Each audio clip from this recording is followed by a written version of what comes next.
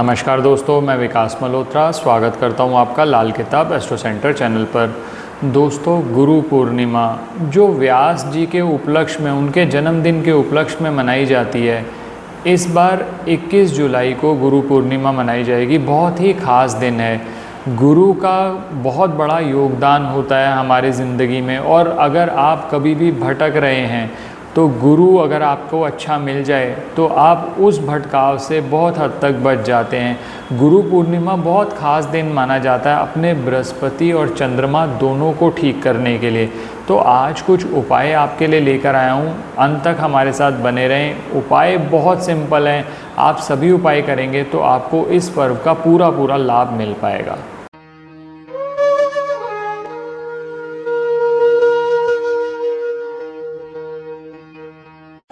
सबसे पहले बात करी जाए, जो शब्द गुरु है, गु का मतलब होता है अंधकार और रू का मतलब होता है अंधकार को दूर करने वाला। तो गुरु कोई भी व्यक्ति हो सकता है जो आपके जीवन के अंधकार को दूर करे।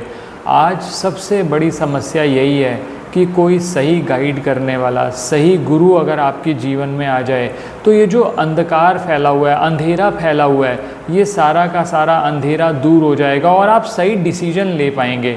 जिनकी पत्रिका में भी बृहस्पति ग्रह की पोजीशन खराब है या खाना नंबर 2, 5, 9, 11, 12 में बृहस्पति के शत्रु हैं, वहाँ पर कहीं ना कहीं गुरु खराब हो जाता है। और जो गुरु ग्रह है उसको ठीक करने का सबसे अच्छा तरीका ये है कि गुरु पूर्णिमा के दिन कुछ उपाय किए जाएं।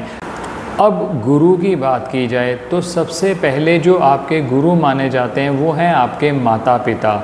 माता पिता के बाद दूसरा स्थान आता है आपके आराध्य देव, आपके भगवान, आपके ईश्वर, और तीसरे नंबर पर वो सब व्यक्ति आते हैं जिनसे आपको कुछ सीखने का मौका मिलता है। ध्यान रखिए, गुरु सिर्फ पॉजिटिव ही नहीं होते, बहुत सारे ऐसे लोग भी होते हैं जो बुरे हैं, जो आपको कहीं ना कहीं सीख दे जाते हैं कि लाइफ में आप ऐसी गलती दोबारा ना करें। आप उनको भी अपना गुरु ही मानते हैं। अब गुरु पूर्णिमा के दिन जो मैंने 3 आपको गुरु बताए, आप तीनों के लिए छोटे छोटे उपाय कर सकते हैं। आज तीनों के लिए लेके आया हूँ। तो सबसे पहले माता पिता से ही शुरू करते हैं। आप माता पिता के लिए सबसे अच्छा तरीका ये रहेगा कि आप सुबह के समय, अगर आपके साथ माता पिता रहते हैं या आपके आसपास हैं माता पिता, आपके लिए मिलना संभव है, तो आप उनसे मिलकर माता पिता के लिए कोई भी उपहार ले जाइए। बहुत सारे व्यक्ति होते हैं, कहते हैं कि हम बहुत ज़्यादा चीज़ें अफोर्ड नहीं कर सकते, तो ऐसी स्थिति में बहुत अच्छा तरीका रहता है आप पीले फूल और पीली मिठाई उनके लिए ले जाएं। अब बहुत सारे ऐसे व्यक्ति भी होंगे जिनके माता पिता उनके साथ नहीं है या जिनके लिए संभव नहीं है, तो आप सिंपली एक छोटा सा कार्य कर सकते हैं। माता पिता को ध्यान करते हुए, उनका ध्यान करते हुए, उनको ये कहते हुए कि आपने जो अब तक हमारे लिए किया उसके लिए आपको धन्यवाद है, ऐसा कहते हुए आप कुछ बेसन की मिठाई ले लीजिए। वो बेसन की मिठाई आप फिर गरीब व्यक्तियों में भी बांट सकते हैं। तो ये सबसे पहला काम जो सबसे पहले गुरु के लिए आपके लिए करना ज़रूरी है। दूसरा है, मैंने जैसे कहा कि दूसरे नंबर पर गुरु हैं आपके आराध्य, आपके ईश्वर। अब बहुत सारे लोग अलग अलग भगवान को मानते हैं। आप जिस भी भगवान को मानते हैं, तो सबसे अच्छा तरीका ये है आप उनके मंदिर में जाएं, धर्म स्थान में जाएं और उनको अपनी सामर्थ्य के अनुसार कोई भी पीली मिठाई और पीले फूल अर्पित करें। इसमें मैं एक और चीज़ आपको कहना चाहूँगा, अगर आपके कोई आराध्य नहीं है, आप किसी ईश्वर या गुरु को नहीं बनाया हुआ, तो आप भगवान शिव को अपना गुरु मानकर आप ऐसे किसी मंदिर में जाएं जहां भगवान शिव का शिवलिंग है।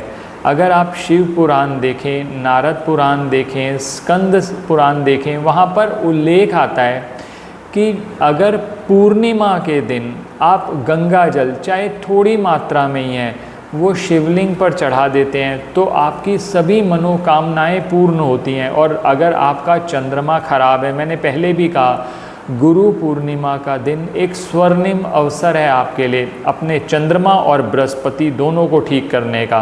बृहस्पति के लिए तो ये सब चीज़ें बता ही रहा हूँ, क्योंकि माता पिता भी आपके गुरु हैं, आपके आराध्य देव भी आपके गुरु हैं, और जो आपको पढ़ाते हैं, जो आपको सिखाते हैं, जिनसे आपने बहुत कुछ सीखा है, जिनका ऋण आप कभी नहीं उतार पाएंगे, वो भी आपके गुरु हैं। तो ये दूसरे नंबर पे बात हो रही है। तो आप क्या करिए, एक लोटा ले लीजिए, चाहे तांबे का लोटा ले लीजिए, स्टील का ले लीजिए, चांदी का ले लीजिए। उस लोटे में थोड़ा सा जल मिलाएं, तो उसमें थोड़ा सा गंगा जल डाल दें। वो गंगा जल जाकर आप भगवान शिव के शिवलिंग पर समर्पित कर दें। मंत्र आते हो किसी भी तरह के, चाहे ओम नमः शिवाय मंत्र हो या नमामि शमीशान निर्वाण रूपम विभुम व्यापकम ब्रह्म वेद स्वरूपम, कोई भी मंत्र, जो मंत्र आपको आते हैं आप वो बोलते हुए ये जल चढ़ा दीजिए भगवान शिव के शिवलिंग पर। जब आप ये गंगा जल चढ़ाएंगे, आपके चंद्रमा के रिज़ल्ट बेहतरीन हो जाएंगे, क्योंकि इससे अच्छी चंद्रमा की कोई रेमेडी नहीं है। खासकर गुरु पूर्णिमा के दिन, पंचमी के दिन, गुरु पूर्णिमा के दिन गंगा जल चढ़ाने का बहुत बड़ा महत्व है। और गुरु पूर्णिमा पर ये महत्व आप फ़ायदा उठाते हुए भगवान शिव की आराधना करें। तो ये हो गई दूसरी बात। तीसरा, जो गुरु आपके, चाहे वो अध्यापक हो सकते हैं, चाहे आपके स्पिरिचुअल गुरु हो सकते हैं, आप किसी को गुरु मानते हैं, तो अगर आपके लिए संभव है तो आप उनके लिए कोई उपहार लेके जा सकते हैं। पीली मिठाई, जैसा मैंने कहा, बेसन की मिठाई आप पीली ले जा सकते हैं, पतीसा ले जा सकते हैं, पीले फूल लेके चले जाइए। आप गुरु के चरण स्पर्श करके आशीर्वाद ले सकते हैं। उनके लिए कोई उपहार ले जाना आपके लिए संभव है तो वो उपहार ले जाइए। ये गुरु पूर्णिमा का दिन बार बार नहीं आता, साल में सिर्फ एक दिन ऐसा मौका आता है कि जहाँ पर आप अपने चंद्रमा को भी और गुरु को, दोनों को अच्छा कर सकते हैं। जब आप झुककर किसी को प्रणाम करते हैं, आपके चंद्रमा के रिज़ल्ट बहुत अच्छे हो जाते हैं। तो ये कार्य किया जा सकता है, ये कार्य आप कर सकते हैं। ये पहला मैंने चीज़ आपको बताई। दूसरी चीज़ जो बहुत ज़्यादा इम्पॉर्टेंट है, शाम के समय करनी है। गुरु के नाम पर एक दीपक जलाना है। सभी गुरु, चाहे वो माता पिता हों, आपके आराध्य देव हों, चाहे आपके अध्यापक हों, जिन स्पिरिचुअल गुरु हों, कोई मोटिवेशनल स्पीकर्स हों, कोई भी हों, आप उनके लिए एक दीपक जलाइए।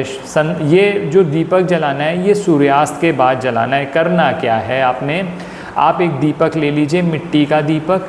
इस मिट्टी के दीपक में गाय का घी डालिए, पीली बाती लगाइए, अपने घर के मंदिर में इसे प्रज्वलित करिए। अपने गुरु का ध्यान करते हुए, नमन करते हुए इस दीपक को जला दीजिए। अब ये दीपक आप मंदिर में भी रखे रह सकते हैं या चाहे तो आप अपने घर के मुख्य द्वार पर रख लें। तो ये सारी क्रियाओं से आपका ना सिर्फ बृहस्पति अच्छा होगा, आपका चंद्रमा भी अच्छा होना शुरू हो गया उसी समय से, जब से आपने उपाय किए। अब बहुत सारे लोगों को धन संबंधी समस्याएं रहती है। मैंने पहले भी अपने कुछ वीडियोस में शेयर किया है कि पूर्णिमा का दिन माँ लक्ष्मी का दिन भी माना जाता है और माँ लक्ष्मी की आराधना करने का बहुत बड़ा महत्व है। तो ऐसा कैसे हो सकता है कि गुरु पूर्णिमा पर हम आपसे उपाय शेयर करें और माँ लक्ष्मी का उपाय ना शेयर करें? बहुत सिंपल सा उपाय बता रहा हूँ। एक पीला कपड़ा ले आइए, इस पीले कपड़े को पहले अच्छे से धो लीजिए और ख़ासकर अगर आपके लिए संभव हो, किसी तीर्थ यात्रा से कोई आप जल लेके आए हो, चाहे गंगा जल हो, यमुना का जल हो, पवित्र नदी का जल हो, उस पर थोड़े से छींटे मार दीजिए उस कपड़े पर। उस कपड़े को अच्छे से सुखा लीजिए। अब उस कपड़े के अंदर आप 8 हल्दी की गांठें रख लीजिए और थोड़ा सा केसर के स्ट्रीक्स आते हैं, केसर के रेशे कहा जाता है, वो रख लीजिए। चांदी का सिक्का अगर आपके पास है, आपके लिए संभव है तो चांदी का एक सिक्का रख लें। नहीं रख सकते तो चांदी का एक स्क्वायर पीस छोटा रख लीजिए। ये एक पोटली बन जाएगी। ये पोटली आप मंदिर में रख दीजिए। पूरे दिन अपने मंदिर में रखिए और मन ही मन अपने गुरुओं का, माता पिता का स्मरण करते रहें। और ये स्मरण करते हुए शाम को जब आप पूजा कर लेंगे, ये पोटली उठाकर अपने धन रखने के स्थान पर रख लीजिए। आप देखेंगे कि धन में जो बार बार नुकसान आते थे, जो आपका आते आते धन कहीं ना कहीं नुकसान हो जाता था, उससे आपको बहुत हद तक निजात मिल जाएगी इस छोटे से उपाय से। गुरु पूर्णिमा के दिन ये उपाय किया हुआ लाख गुना ज़्यादा अच्छा फल देता है। तो इस तरह से आप इस दिन का पूरा लाभ उठा सकते हैं। कोशिश करिए सारे उपाय करें। उपाय होंगे तो आपके जीवन में मधुरता आती चली जाएगी। आशा करता हूँ दोस्तों वीडियो पसंद आया होगा। अगर वीडियो पसंद आए तो लाइक करें, बाकी लोगों के साथ भी शेयर करें। चैनल पे नए हैं, अब तक सब्सक्राइब नहीं किया तो प्लीज़ सब्सक्राइब कर दें। बेल बटन को पुश करना ना भूलें ताकि समय पर वीडियोज़ की नोटिफिकेशन आपको आती रहे। ज्योतिषीय परामर्श के लिए हमारी वेबसाइट्स पर विजिट करके अपॉइंटमेंट बुक कर सकते हैं, जिनका लिंक डिस्क्रिप्शन में है। धन्यवाद दोस्तों, आपको गुरु पूर्णिमा की बहुत बहुत शुभकामनाएं।